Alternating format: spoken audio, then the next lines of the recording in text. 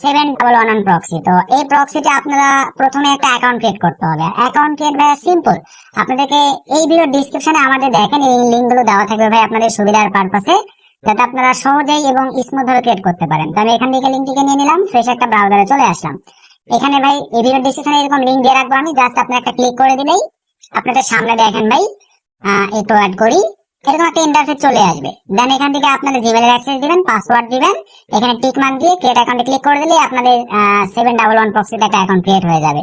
তারপরে এখন আমি লাইভে দেখাবো কিভাবে আপনারা কিভাবে আপনারা রিডম ক্লেম করবেন। তো প্রথমে আমরা 711 প্রক্সি এখানে আসলাম, আসার পরে ভাই এই যে দেখেন 22 জিবি, অনেকটা 9 প্রক্সির মতোই। 22 জিবিতে ক্লিক করে দেওয়ার পরে ভাই একটু ওয়েট করতে হবে, এরকম একটা ইন্টারফেস দেখেন আপনাদের সামনে চলে আসবে ভাই। তো আপনাদের সামনে আসবার পরে দেন আমরা আপনাদেরকে যে রিডমটা প্রোভাইড করব, সেই রিডমটা নিয়ে এসে আপনারা এই যে এখানে দেখেন এই ঘরটিতে জাস্ট পেস্ট করে দিয়ে রিডমে ক্লিক করে দেন। সো রিডমে ক্লিক করে দেওয়ার পরেই এই যে দেখেন আমাদের সাকসেসফুলি ভাবে রিডম কমপ্লিট, 1 জিবি ট্রাফিক কিন্তু আমাদের অ্যাকাউন্টে অ্যাড হয়ে গেছে। সো প্রক্সি অ্যাড হয়ে যাবার পরে এখন আমাদেরকে কনফিগারেশন করতে হবে। তো এখানে আমরা দেখেন সঠিকভাবে কিভাবে প্রক্সি কনফিগার করব। প্রথমেই এখানে আমরা চলে যাব দেখেন ম্যানেজ সাব ইউজার্স, এই অপশনটিতে আমরা ক্লিক করে দিলাম। সো এই অপশনটিতে জাস্ট ক্লিক করে দেওয়ার পরে এরকম একটা ইন্টারফেস দেখেন আপনাদের সামনে চলে আসবে। আমাদের অটোমেটিকলি দেখেন মাস্টার ইউজার একটা লগইন থাকবেই, আপনারা চাইলে আরো এক্সট্রা করে সাব ইউজার নিতে পারেন ভাই, আদার্স আইপি প্যানেলের মতোই। তো এখানে জাস্ট এডিটে ক্লিক করে একটু আপনারা পাসওয়ার্ড গুলো একটু সুন্দর করে একটু চেঞ্জ করে নেবেন, পূর্বে যেগুলো ছিল, দেন কনফার্মে ক্লিক করে দিলাম। আমাদের কাজ কমপ্লিট। এখন আমরা 22 জিবিতে আবারও চলে আসলাম। সো 22 জিবিতে আসবার পরে একটু অ্যাড করি, এরকম একটা ইন্টারফেস চলে আসবে।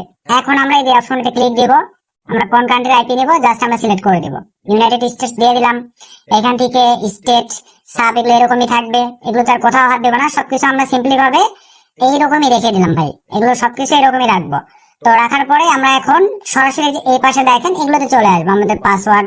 এখানে শুধু আমরা স্টিকিটা সিলেক্ট করে দেবো, এই জায়গাটিতে আমরা স্টিকিটা মাস্ট বি সিলেক্ট করে দেবো, টাইমিংটা বাড়াই দিবেন, সর্বোচ্চ 180 মিনিট করে দিতে পারবেন, করে দেন।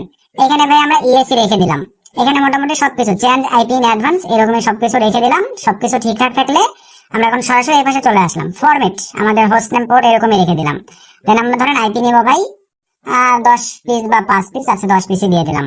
10 পিস দিয়ে তারপর জেনারেটে ক্লিক করে দিলাম। এই যে আমাদেরকে দেখেন আইপি দিয়ে দিচ্ছে, আপনারা চাইলে এখান থেকে টিএক্সটি ফাইল বা সিএস ফাইল ডাউনলোড করতে পারেন, সিএসভি ফাইল।